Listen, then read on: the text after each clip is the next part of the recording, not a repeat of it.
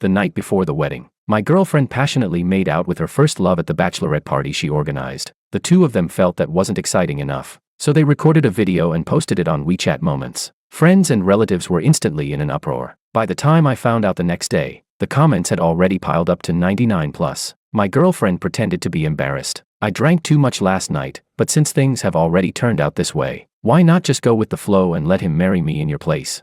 After all, we already registered our marriage a long time ago. One wedding ceremony more or less doesn't really matter. The hotel staff standing nearby were completely stunned, convinced that I would definitely lose my temper, but I smiled and nodded, agreeing to what she said. My girlfriend was very pleased with herself, saying that I had finally learned my lesson this time and hadn't made a fuss over her first love, but she seemed to have forgotten that the marriage certificate she and I got back then was fake. Chapter 1. After agreeing to my girlfriend Juliet's request, she immediately told me to take off the wedding suit. The hotel staff also replaced the wedding poster that had originally belonged to me with one of her and Matthew. Alexander. Matthew's parents have been pressuring him to get married urgently. Once we get through them, I'll make it up to you with a wedding even grander than this one. Okay.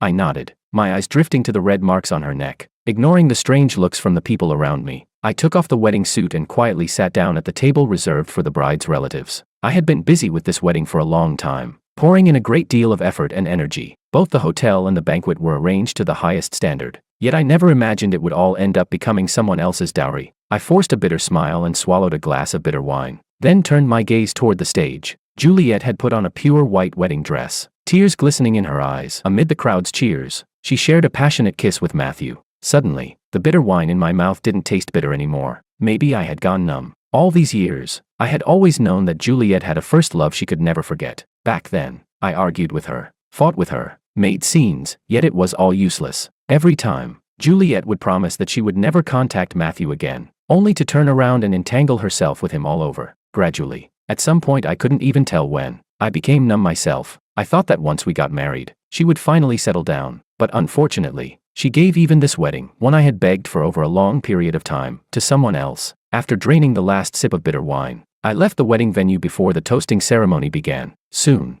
Juliet called. Alexander, the toasting hasn't even started yet. Why did you leave? Matthew even said he wanted to have a few drinks with you to thank you. Thank me? I think he just wanted to mock me. She couldn't possibly not know that Matthew and I didn't get along. It was just that she cared more about Matthew, so she repeatedly indulged his provocations toward me. I have something to take care of, so I left first, I said. What could you possibly have to do? Are you angry because of the wedding? I smiled lightly and replied casually, yeah, I'm angry. Juliet's voice instantly turned cold. What's wrong with you now? A grown man who spends all day being jealous and petty. Learn from Matthew how generous he is. He knows I'm your wife, yet he's still willing to risk being laughed at by others to hold a wedding with me. So it was like this again. He was the one being laughed at. The real joke was clearly me. Just as I was about to speak, I heard Matthew's smug voice. Juliet, this is what I should do. I should be thanking you instead, for agreeing without hesitation to have a wedding with me after you found out my parents were urging me to marry. Oh, and thanks as well to my good brother Alexander for working so hard on our wedding for so long. Hearing this, I immediately clenched the phone in my hand. Juliet's favoritism was something I had long been painfully aware of. At the law firm, she demanded that I address her by her professional title at work, yet she allowed Matthew to affectionately call her Juliet, baby, in front of all our colleagues. 3 months ago, just because of a single remark from Matthew, she handed over a case I had painstakingly worked on, one that was about to be completed after I had gathered all the key evidence, to him. But Matthew was utterly incompetent. Even with evidence that guaranteed a win, he still managed to lose the upper hand. Juliet immediately dumped the mess back onto me. Alexander, you know Matthew just joined the firm. We can't let this one case affect his future. Besides, this case was always yours. Now that it's about to fail, you should bear all the responsibility. All right, didn't you want to have a wedding with me? After this, I'll compensate you with a wedding. Okay. But I never imagined that this wedding, from beginning to end, had always been prepared by Juliet for Matthew. Seeing that I didn't respond to Matthew, Juliet grew angry. Alexander, Matthew is talking to you. What are you spacing out for? You're really so immature. Don't force me to scold you on such a happy day. I couldn't help but mock myself. Yeah, I'm immature. Sorry. Perhaps she heard the heaviness in my voice, because Juliet's tone softened slightly. Forget it. You being immature isn't something new. Let's leave it at that. We're going to start toasting now. Oh right. Go back and pack up first. Move out temporarily. There's going to be wedding pranks tonight, and if Matthew's parents see you, everything will be exposed. It really was time to move out. After all, that place was no longer my home. Did you hear me, Alexander? I cut her off. My expression calm as I said, Juliet, let's break up. Chapter 2. Juliet froze for a moment, then snapped angrily, Alexander, what are you talking about? We're legally married, what do you mean, break up? I'm just pretending to marry Matthew. The marriage certificate is in your hands. Is it really necessary for you to be so jealous and say something like this to me? Hearing that, I didn't even feel like arguing anymore. I only felt that everything I had given over the years was not worth it. The marriage certificate. She knew better than anyone what our marriage certificate was really about. Maybe because I stayed silent, Juliet thought I had backed down. After a brief pause, she spoke again. All right, I know you're just jealous and trying to provoke me with a breakup, but if you say something like this again next time, I'll really get angry. How about we just consider this a temporary separation? Okay. Oh right, there's a case over in City A that's pretty tricky. Go there first and investigate. Gather some evidence. With that, Juliet hung up the phone, but faintly, I still heard her explaining things to Matthew. I haven't found anyone to take over the case he's handling yet. Once I find someone, I couldn't help but feel miserable for myself. So in her heart, was I nothing more than a money-making tool? I worked myself to the bone on case after case. Yet the money I earned was taken by her to live it up with Matthew. I still remembered that a year ago, the little electric scooter I used to commute to work broke down. I asked her to buy me a new one. Instead, she bought me a second-hand bicycle and had me pedaling to work in the dead of winter. The economy isn't good right now, and I don't have any spare money. Just make do for now. My nose was red from the cold wind, and when I finally arrived at the law firm, I saw a brand new Apollo sports car parked at the entrance. Only then did I realize, it wasn't that the economy was bad. It was that Juliet had used the money I earned to buy Matthew a birthday gift, just to make him smile. Thinking of this, I shook my head in self-mockery. I went home first to pack my luggage, then took it with me to the law firm. Teacher Alexander, aren't you and Juliet holding a wedding today? Everyone at the firm had gone to the wedding. Only one female intern was left behind. Coincidentally, she was my intern. Or perhaps it wasn't a coincidence at all. You remembered wrong. That's Juliet and Matthew's wedding, not mine, I said calmly, pulling out a resignation notice as I spoke. Because Juliet had always claimed that I was also one of the firm's owners. She never signed a contract with me, so if I wanted to leave, I could just walk away. The reality was that absurd, a law firm full of people who understood the law, yet constantly did illegal things. The female in turn froze, then seemed to understand everything and said indignantly, Juliet has gone way too far. I smiled, told her to focus on her work, then turned and left the place where I had struggled for so many years. After resigning, I didn't feel any lighter. A top lawyer renowned throughout the entire industry, with only 3 yuan and 65 cents to his name, no one would believe it if I said it out loud. I sighed and hesitated before calling a college classmate. When she heard that I had broken up, she was overjoyed. She immediately said she would drive overnight to pick me up and bring me to work at her law firm, even offering me the status of partner along with shares. I told her there was no need to go to such trouble. I only needed to borrow 200 yuan, enough to buy a bus ticket. After all, over the years when I traveled for work to other cities, I had already gotten used to taking long-distance buses to save money. Unexpectedly, my classmate felt sorry for me and immediately transferred 2 million to my card, telling me to buy the most expensive business class flight tomorrow. She even said she would head to the airport right away to wait for me and pick me up. I could only smile bitterly, my mood sinking. So generous, far more generous than Juliet had ever been to me. I stayed at a hotel for the night, watching the wedding prank video Matthew posted on WeChat Moments. Seeing Juliet's joyful smile in it, I silently gave it a like. The next day, I boarded a business class flight right on time. Soon, the plane landed. As I walked out of the airport, I heard Matthew's voice. He exclaimed in surprise, Alexander, aren't you supposed to be in City A working on a case? Why are you following us? So that's why you were kind enough to like our video last night. Turns out you were waiting for us here. Huh. Chapter 3. I turned around and saw Juliet and Matthew, both wearing wedding rings, fingers intertwined, their faces full of sweetness. What a perfect match. Seeing me, Juliet seemed a little helpless. She let go of his hand and walked over, asking, Alexander, didn't we agree to separate for a while? Next, I'm going on a honeymoon with Matthew so we can completely fool his parents. If you keep following me like this, I'll be exhausted. Besides, didn't I give you a case to handle? Matthew looked displeased and accused me. Alexander, I don't even mind that you and Juliet already got a marriage certificate. Can't you be a bit more generous and give Juliet and me some private space? Why are you following us? What? Are you planning to follow us even if Juliet and I go to bed together?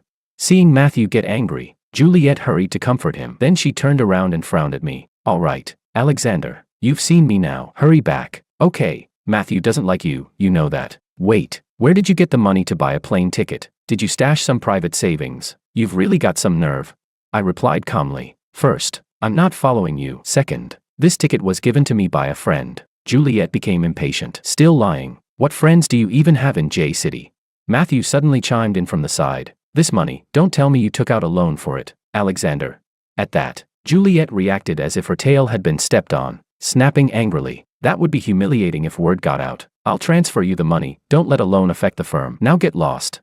Looking at the disgusted expression on Juliet's face, I suddenly found it ridiculous. When I discovered that the marriage certificate was fake, I didn't expose her lie. I thought maybe, one day, the fake might turn real. But after Matthew was brought into the firm by her, and she began favoring him more and more, spending her days fooling around with him, I finally understood. Fake would always be fake. Chapter 4. The money has already been transferred to you. Get lost. Do you hear me? I hadn't planned to respond to her, but the more she spoke, the more outrageous she became. Just as I couldn't help but open my mouth, I heard Luviana's voice. Alexander, I waited for you all night. My eyes are swollen from staying up. You're finally here. Who are they? Your ex-girlfriend. Didn't you say you'd already broken up with your ex? I turned around and saw Luviana, whom I hadn't seen in a long time, walking over in a custom haute couture gown. I smiled and walked toward her. Juliet froze for a moment, then suddenly came back to her senses, staring in disbelief. You came here for this woman. Hearing that, a trace of mockery flashed through Matthew's eyes as he spoke in a sarcastic tone. Oh my, don't tell me this is the mistress you've been keeping on the side, Alexander. At those words, Juliet seemed to realize something. She looked at me in disbelief. No wonder you wanted to break up with me before. So you already found someone new.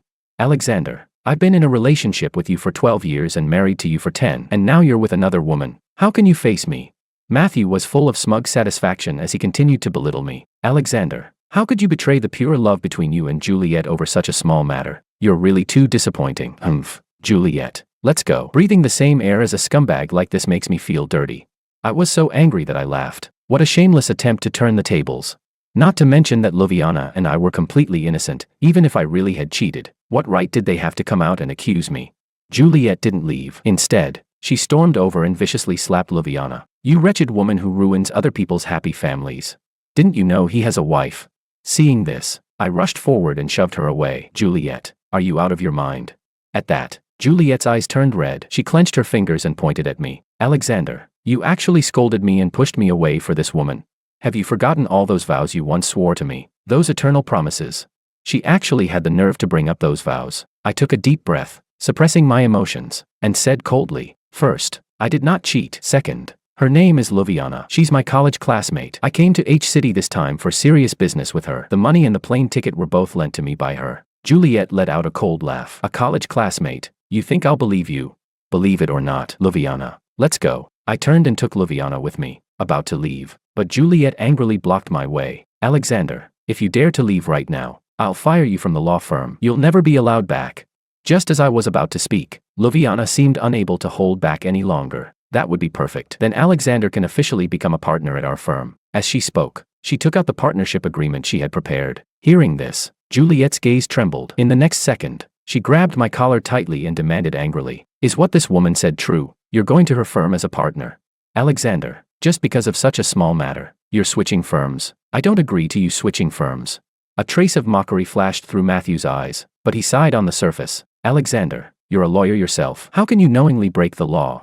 If you jump ship now, you'll have to pay us a huge sum in compensation. Luviana immediately replied, no matter how much it costs, our firm will pay.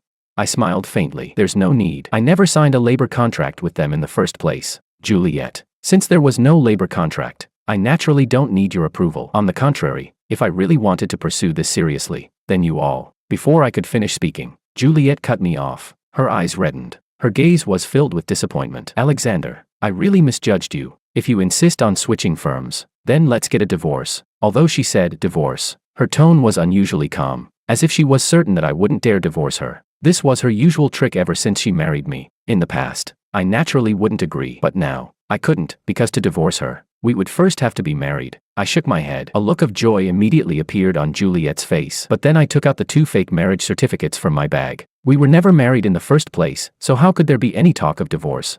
Chapter 5. Panic flashed across Juliet's face for a split second. Then, as if she had thought of something, her expression darkened. She snatched the marriage certificates from my hand, tore them into pieces, and flung the scraps into my face. Alexander, it looks like you really came fully prepared today, even fake marriage certificates and all, and you still dare say none of this was planned by you. Then tell me, If everything was just a coincidence, why were you carrying around these 2 fake marriage certificates? This isn't our marriage certificate at all. I think you've completely lost your mind. Forging official state seals can get you sentenced to years in prison. You're not ignorant of that, are you? A trace of disappointment flashed through Matthew's eyes before he spoke in a sarcastic, mocking tone. Alexander, as if we don't know what kind of person you are. If I remember correctly, you've had that marriage certificate for 7 years already, right? If it were really fake, would you have waited until today to expose it? Alexander, this little performance of yours today is really going too far. As he spoke, he wrapped an arm around Juliet's waist right in front of me, but Juliet pushed him away. A flicker of astonishment crossed Matthew's eyes, while Juliet snapped angrily, "Well, say something." "What? Are you mute now? Your lie's been exposed, so now you're feeling guilty. Let me tell you, Alexander, my patience with you is limited. If you keep making a scene like this, don't blame me for never bothering with you again."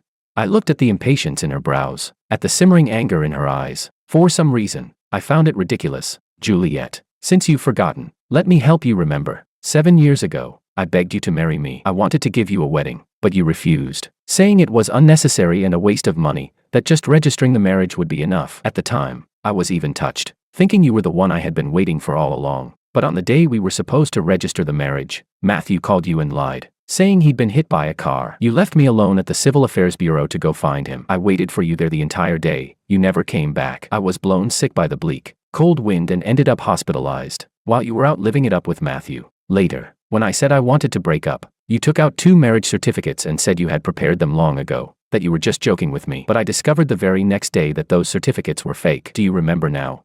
Hearing this, Juliet looked as if she had been struck by an earthquake, her face filled with shock and pain. Perhaps she had finally remembered. I paid her no mind and continued calmly. "As for why I stayed with you for so long despite knowing the certificates were fake, it's because I was naive back then. I thought that given enough time, something fake might one day become real. But fake is fake, after all. And as for why I kept those 2 fake marriage certificates, it was nothing more than a memento. A reminder of the past few years of my youth that were chewed up and wasted like scraps thrown to a dog. But now that you've torn even that memory apart, there's nothing left between us." At first, my tone may have been a little agitated. I wanted to finally say all the unfairness I had bottled up over the years. But by the end, all that remained was calm and clarity. So this was it. Leaving turned out to be such a simple thing. I glanced at Matthew. His eyes were wide with excitement and undisguised joy. If I were him, I'd probably be happy too. After all, a long-standing rival was finally gone. Enough. Alexander, even now you're still arguing and lying. The marriage certificate we got was obviously real. Back then, you were the one who begged me to marry you. Now you're the one talking about divorce. Why does everything always have to be decided by you? If you want a divorce, let me tell you, impossible. Now come home with me. After venting her anger, Juliet grabbed my collar and, without even sparing Matthew a glance, dragged me toward the airport terminal. Matthew's expression stiffened instantly. Juliet, the Juliet who had always responded to his every word, ignored him for the first time. I looked at her like this, unable to understand. Wasn't she the one who always said that if it weren't for me clinging to her back then, if it weren't because I annoyed her, she wouldn't have stayed with me at all? Now that I had finally let go, why was she unwilling to accept it?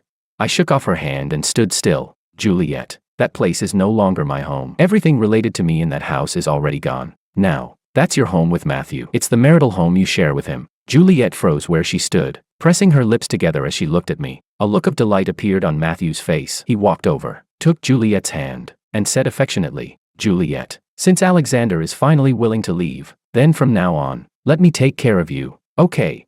Let me be your husband, the one who walks through life hand in hand with you." I lowered my gaze. Although I had long made up my mind to leave, hearing those words still made my heart tremble slightly. After all, I had loved her for a full 10 years. How many 10 years does a person have in a lifetime?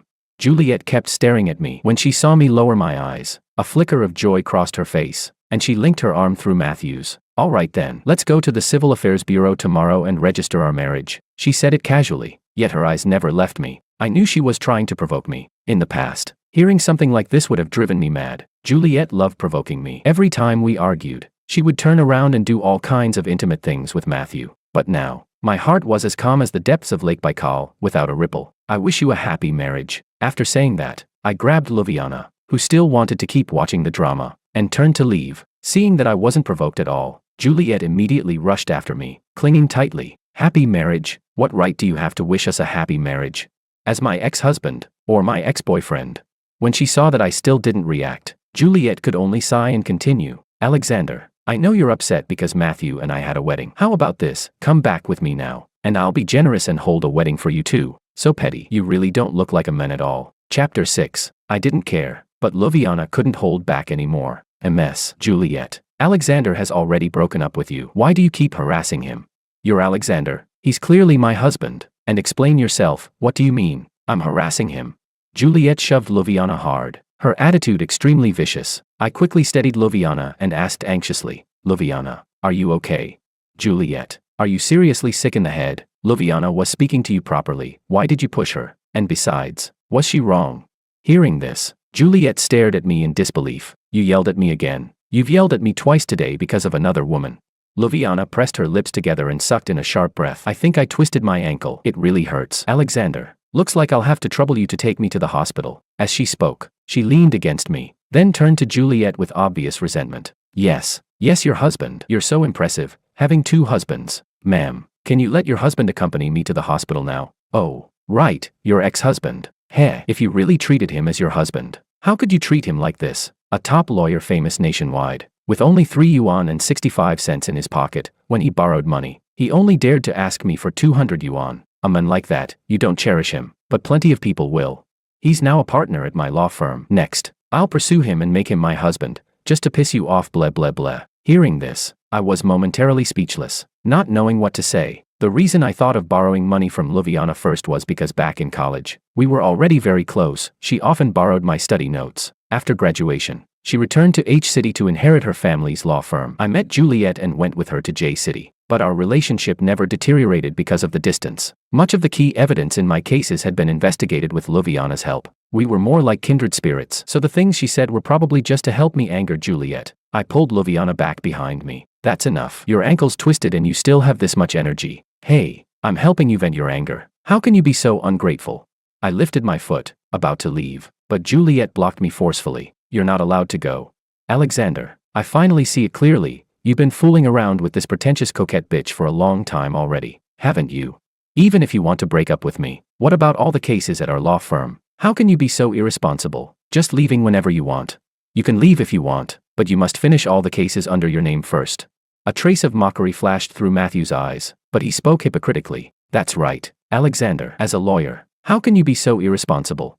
You haven't even finished the cases you're handling, and you're already thinking about jumping to another firm. Even if you didn't sign a contract with Juliet, isn't that still your fault? Juliet is just too kind, she trusted you too much, and that's why you took advantage of her. Hearing this, I frowned and let out a cold laugh. Didn't she already hand all my cases over to you? Oh right, I forgot. After you took them over, you managed to screw them all up. I'm taking Ljubljana to the hospital now. If you keep pestering me, then don't blame me. After I join Ljubljana's firm, the first lawsuit I file will be against you. When that happens, Juliet, remember to hire a different lawyer, because if Matthew personally takes the case, he'll definitely lose miserably. With that, I turned around and carried Ljubljana into a taxi. As the car started, I expressionlessly rolled up the window. Just as there was still a small gap left, Juliet's voice slipped in. Alexander, I'll wait for the day you regret this and kneel down to beg me. Then keep waiting. Chapter 7. I watched as Juliet's figure grew smaller and smaller in my line of sight. Just like the past we once shared, it was as if the world were being reconstructed. TSK, so painful. Ljubljana, who had been forcing herself to hold on just moments ago, instantly showed a pitiful expression the moment we got into the taxi. With a look of annoyance, I helped her take off her shoes and socks. Her ankle, smooth as jade, pale as snow, was flushed red all around. I began to gently massage it for her. If you hadn't spoken up earlier, we would have left long ago. You wouldn't have had to endure this pain for so long. Ljubljana didn't know what she was thinking about. Her cheeks flushed pink, but her tone remained stubborn. Wasn't I just trying to stand up for you? TSK, be gentler. I quietly massaged her ankle. She also fell silent. For a moment, the atmosphere grew quiet. After a long while, she spoke softly, her tone casual, as if she didn't really care. Have you really let go? Yeah, I answered without even lifting my head. Hearing that, her voice carried an inexplicable lightness, like the first winter jasmine blooming in early spring. That's good. From now on, just stick with me properly. Soon, I took her to the hospital. After bandaging her ankle, the doctor reminded us to rest properly and, during this period, to refrain from sexual activity. Blushing, I wheeled her out of the hospital and brought her back to her place. Do you have somewhere to stay? If not, just stay at my place. Ljubljana suddenly spoke while sitting in the wheelchair. I froze for a moment, then shook my head. No, That would be too much trouble. I'll just rent a place myself. Oh right. The 2 million you transferred to me is way too much. I'll keep 3,000 and transfer the rest back to you. I didn't know which sentence upset her. The moment I finished speaking, she smacked my hand hard, tossed out a curt "idiot," and wheeled herself into the house. Maybe I really was an idiot. I could tell what Luviana meant, but I had just gone through a breakup, and for now, I didn't have the heart for that. I surveyed the unfamiliar room, and my thoughts drifted back to the first time I went to J-City. Back then, Juliet and I were squeezed into a tiny rental apartment. The air carried a musty smell, and at night, the entire place seemed to radiate a bone-chilling cold. Whenever that happened, Juliet's hands and feet would turn icy as she curled up in my arms. "Alexander, it's so good to have you be my exclusive human heater for the rest of my life." "Okay." I nodded gently, holding her tightly in my arms, swearing that I would succeed, that I would make a name for myself so she would never have to suffer with me again. Later, through hard work and the connections I had accumulated over years of litigation, I opened a law firm with her, one that belonged to the two of us. And then, everything seemed to change. Juliet no longer needed me to warm her hands and feet. With just a word from her, countless men would rush to compete for the chance to be her human heater. She began dumping everything at the firm onto me, while she spent her days fooling around outside. At the time, I only thought she had been repressed for too long and, after gaining money, simply wanted to experience life, so I tacitly allowed her indulgence. But one day, when I went to a hotel to meet a client for a case, I ran straight into Juliet and Matthew coming out together. She explained that Matthew wanted to join our firm, so she had come to the hotel to interview him. I laughed in anger. Interviewing at a hotel? Did she take me for an idiot? I slammed a punch into Matthew's face. He didn't hold back either, striking my temple so hard my vision swam and I staggered back several steps. Yet Juliet paid me no attention at all. She only cared about Matthew. That was when my heart truly went cold, and I turned and left. That night, Juliet came to find me, apologized, and promised she would never do it again. I believed her, but the very next day, when I returned to the firm, I found that Matthew had already been hired, and had even taken over my office. "Alexander, Matthew is a bit socially anxious. You move out for now and let him use this office." Under the subtle, awkward gazes of all my colleagues, I carried my things to a corner outside and worked there. From then on, Juliet, who used to come to my office only once every 10 days or half a month, began showing up to work on time every single day, and would stay in Matthew's office all day long. Juliet said she was waiting for the day I'd regret everything, but what I really wanted to tell her was, the thing I regret the most in my life is falling in love with her. Chapter 8. The next day, I officially started working at Luviana's law firm. I turned down the partnership contract she offered me at the beginning. I told her that I wanted to become a partner through my own abilities.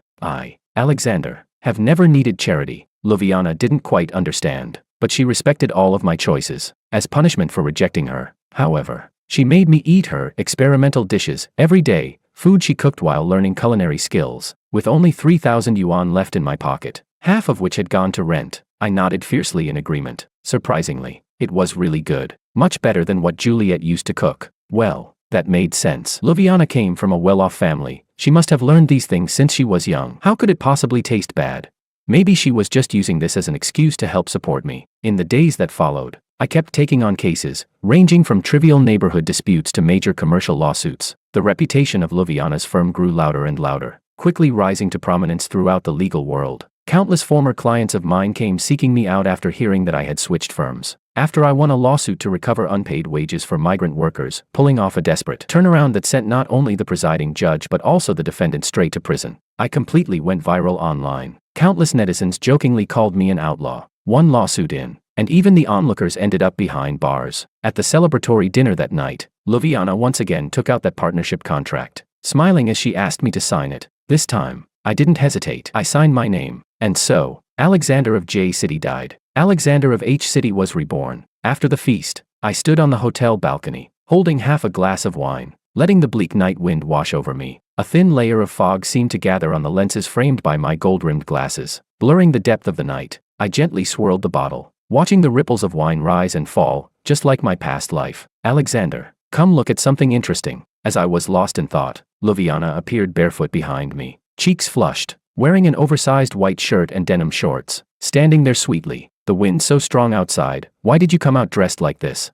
And what do you mean by something interesting? Don't mess with me." I hesitated and glanced at her figure, then quickly looked away. Luviana pulled out her phone with a mischievous grin. "Look at what your ex-girlfriend posted on her Moments." Only then did I realize my thoughts had gone astray. I pouted slightly and took the phone from her. I scrolled through the screen for a long time but couldn't find anything. Where is it? I don't see it. When I looked up, I saw Luviana leaning against the wall, already drunk and fast asleep. I sighed, took off my jacket, and draped it over her shoulders. With the alcohol hitting me as well, I simply sat down beside her and continued scrolling through her moments. I knew Luviana had added Juliet on WeChat that day. The two of them had cursed each other out all night, right in front of me. The insults were vicious, nothing like Juliet, and nothing like Luviana either. So given Luviana's hostility toward Juliet, when she said there was something interesting, I couldn't help but feel curious. I kept scrolling down, and finally saw a video posted by someone named Alexander's stupid ex-girlfriend. Yeah, that nickname was very much Luviana's style. My finger paused for a moment before I tapped on the video. In it, Juliet was wearing a bright red wedding dress, holding two vividly red marriage certificates, leaning against Matthew's chest with a radiant smile. We're married. To love someone is to become their partner in the eyes of the law, and to love them for a lifetime in the eyes of the heart. Chapter 9. What, in the end, is love? Is it the night wind blowing straight into the heart? Or the kind of companionship that never grows tiresome over time? I didn't quite understand anymore. I only felt that the night wind was heavy, and a little cold. I shifted slightly, pulling most of the jacket that had been draped over Luviana onto myself. Who told her to make me watch that video anyway? Unexpectedly, Luviana suddenly opened her eyes, deep in her pupils. It was as if the stars in the night sky were reflected, bright and dazzling. The moment our gazes met, I instinctively looked away. But this time, Luviana reached out and grasped my chin, forcefully turning my face back. What are you doing? Does it hurt? I mean, does your heart hurt?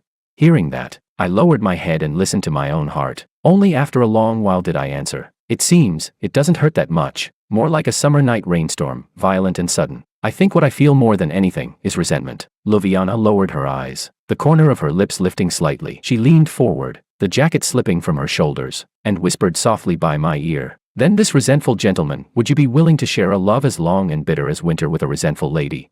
My pupils trembled violently. Miss Resentment. She. Under the heavy, ink-dark night sky, Luviana slowly told me a story about Miss Resentment and Mr. Resentment. That story also stirred up a memory of my own. It was one scorching summer. After finishing the college entrance exam, I boarded a train heading toward my future. Back then, in my youth, I always believed that with the blazing sun overhead, the whole world was mine to go to. But reality was this. The moment I got on the train, the tuition money that the entire village, young and old alike, had scraped together for me, was lost. I searched from the last car to the first, sweating profusely with panic. The railway police helped me look as well. Announcement after announcement was made, but even as my stop approached, the money was nowhere to be found. That feeling was like finally crawling out of the mud, only to be kicked straight back in. After leaving the platform, I squatted by a flower bed, eyes empty and unfocused. A girl with twin ponytails appeared before me. The scorching sunlight made me squint, unable to see her face clearly. I only felt that she looked like a big star straight out of television. Hey, is this the money you dropped? My hands trembled as I reached toward the thick stack of bills. I wanted so badly to say that it was mine, but I knew it was too clean. So clean that even from a distance, I could almost smell the faint scent of money on it. I lowered my head and pulled my hand back, just about to speak, when the girl suddenly tossed the money onto me and ran off. I stared blankly as I looked up, seeing only hair flying and a white dress swaying away. Thinking of this, I seized Luviana's hands and pressed her firmly against the wall, my voice hoarse and low. So, that girl back then was you? Luviana twisted uncomfortably, snapping back irritably. If it wasn't me, who else could it be? You heartless bastard. I gave you all my tuition money. I got scolded to death by my parents when I went home. And who knew you'd forget me the moment you got to college, and get tangled up with that damned ex-wife of yours instead? By the end, her voice grew softer and softer. I was the one who came first. I let out a bitter laugh and slid down to sit on the ground. Then what if I told you that I mistook Juliet for you, and that's why I was so blindly devoted to her? Hearing this, Luviana lifted her eyes in a daze, confusion filling them. I sighed and explained simply. She owns a white dress, exactly the same as the one you wore that day. Luviana instantly understood. Anger flashed across her face. Damn it, I'm never wearing white dresses again. I'm so mad. No, you should still wear them. I like them. Luviana looked up in surprise, and met my slightly cold lips. Chapter 10. Luviana and I fell deeply in love, inseparable, clinging to each other all day long. Yet out of nowhere, Juliet called me. Alexander, did you see the video I posted on my Moments? It's too late for you to regret it now. I've already married Matthew, and this time, the marriage certificate is real. Luviana said nothing, only teasingly brushed a hand over me. I immediately broke out in a cold sweat. Juliet, I wish you and Matthew a happy marriage. All right, I still have things to do, so I'll hang up now. After ending the call, I couldn't wait to pounce on Luviana. Explain yourself, what did you mean by touching me just now? To see whether you're capable or not. Fine, I'll show you just how capable I am. After the passion faded, I lay on the bed and picked up my phone, planning to check the progress of my recent cases. Only then did I notice that Juliet had called me many times and sent a pile of long messages. She wrote about how difficult things were at the law firm now, how hard her life had become, how heartless I was. She said she hadn't actually registered the marriage with Matthew, the certificate was fake too. She'd only done it to anger me. After I left, she reflected deeply and felt she owed me a great deal. She wanted me to give her another chance, to let her make it up to me. At the very end, she even sent a photo of herself wearing a white dress. After a moment of silence, I called her. She picked up quickly, her voice trembling. Alexander, you finally called me back. Let's get back together. Okay, this time I really know I was wrong. I'll never fool around outside again. Come back to me. Let's go register our marriage right away. Okay. I glanced at Luviana beside me, pretending to be asleep, and smiled calmly. No, Juliet. I've already found the real girl in the white dress. With that, I hung up. Juliet called again, but I didn't answer. All that remained was the ringtone echoing in the room. I heard you finally walked into a wedding. That day, your expression was especially beautiful. The pure white hem of your dress, tears in your eyes. You're getting married, but the person you're marrying isn't me.